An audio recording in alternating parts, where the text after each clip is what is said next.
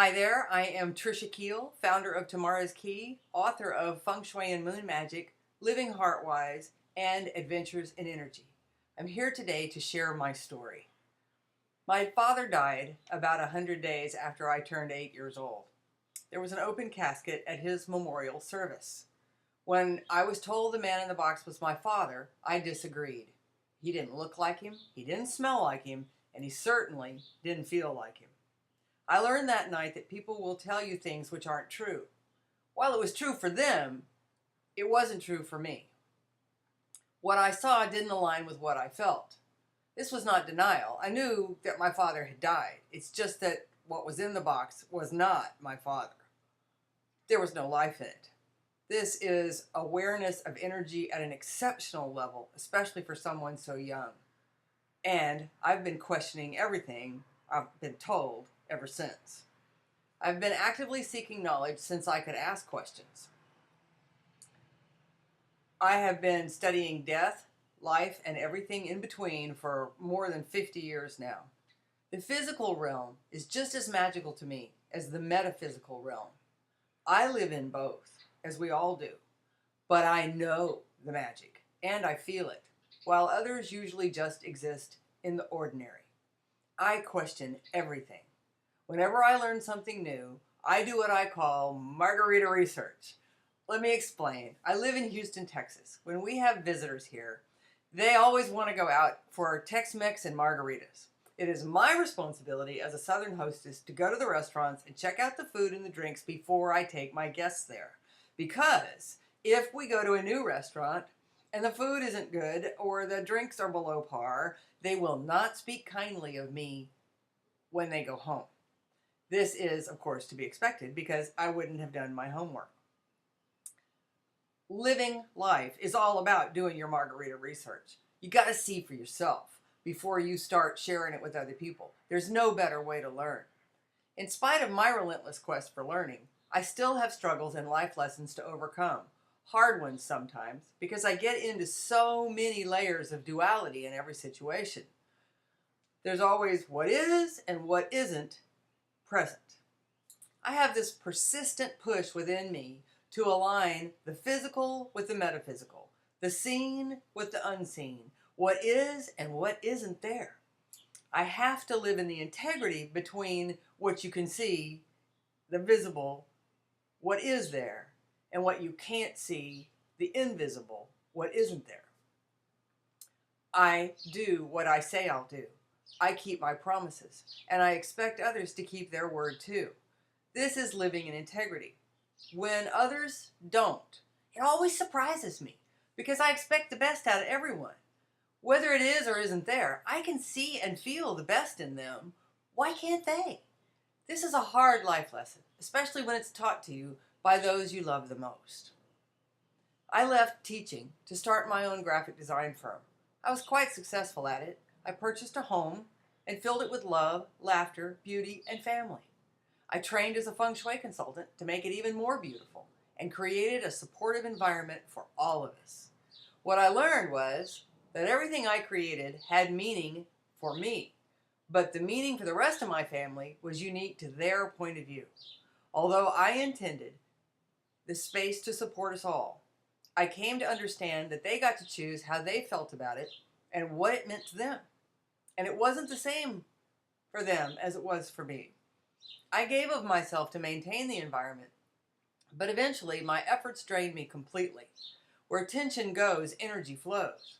Without the reciprocated support, my energy flowed out, and my light began to dim. Then there came a day when I spent the weekend at a friend's house, and my husband came to bring me home. When I heard his voice, I surprised myself by diving into the nearest closet to hide. Oh my God. What are you doing, Trisha? And I realized I didn't want to go home. And I'm in this closet. And he's going to find me. This is grown-up hide and seek. There's going to be an end to this, and it's not going to be pretty. So get a grip and get out of the closet. But as I did it, I put on this hat of knowing that I didn't want to go home. And that was ringing some bells in the life of someone who has to live in integrity. I was aware that I was stepping into a major life transformation as I stepped out of that closet.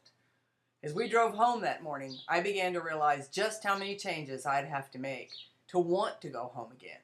But one thing was clear. I had to come back into alignment with my own integrity, or I couldn't ever be home again.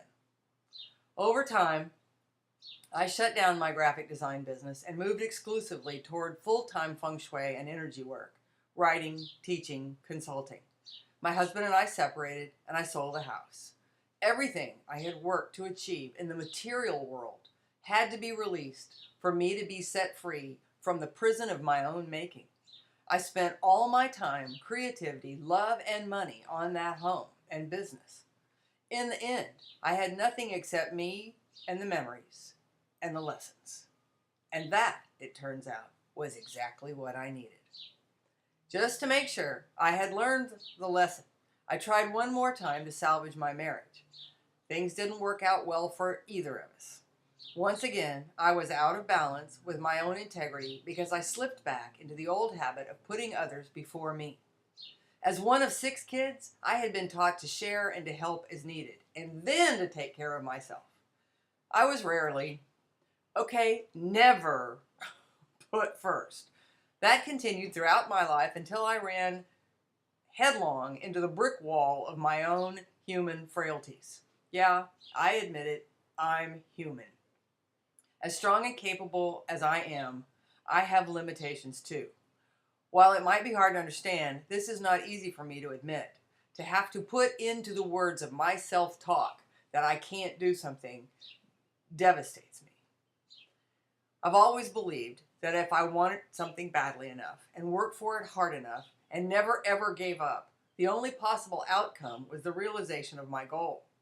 What I have come to know is that this premise is only true when I am the only one involved.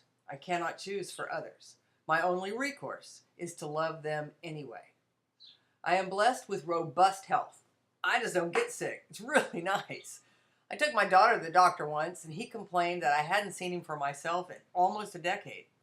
You don't call, you don't write, you don't love me anymore, you never come to see me sort of thing. But the day came when I discovered that my body was capable of mutiny. It made better choices than my mind, and it made me sick enough to get my attention so that I would make some changes. My heart delivered its message when my blood pressure skyrocketed from its normal 90/60 to 220/180. And I went to visit the doctor, and he gently sat me down and said I was going to have to make a hard choice: divorce or death. Well, that certainly got my attention. I had to give up or die. After almost 30 years of marriage, I had to release everything I had worked so hard to achieve in my emotional world to be set free of this prison of my own making. Furthermore, I had to release it immediately or suffer the consequences. Stroke, death, not an option. It was after this that my husband and I agreed to let each other go and to let each other grow. My blood pressure returned to normal as soon as I gave myself permission to put me first. Now that I take 100% responsibility for my own choices, I'm on my own and living in integrity. I am doing better than I ever have. I live in a constant state of wonder and appreciation. I consciously choose to send my attention to the good stuff and forget about the rest. I eat right, exercise regularly, and am working on my master's thesis in metaphysics. I have great relationships with the people in my life. I'm happily watching new opportunities present in my path and the future unfold in all its glorious wonder. I get what I expect, what I look for, and I look for the best in everyone, everywhere, and every when. Sometimes the best is hard to recognize. Most times, though, it dances through my days with dazzling grace. I have learned that I have to live in integrity with both what is and what isn't there around me. My dad died, and I learned to question what is and isn't there in words, in deeds, and in facts. In my relationship, I came to discover that what is and isn't there will make or destroy the bonds. Promises have to be kept. Attention and appreciation must be exchanged. In my feng shui practice, I have experienced that what is and isn't there affects people. The clutter of unresolved emotional ties can overwhelm, and open space can be a breath of fresh air. It is often what isn't there that is most important. The duality of what is and isn't there demands awareness to achieve the integrity required for your well-being. In my life experience, I have learned that my power is in my awareness of my power. If I think I'm strong, I am. If I think I can, I can. Since where I am affects me, what is and isn't there in the where also affects me. I can choose what isn't there in my space. You can choose for your space, but you must do your own margarita research to discover what suits you. Prioritize your needs and everything else will follow. I am a teacher, speaker, visionary, and creator.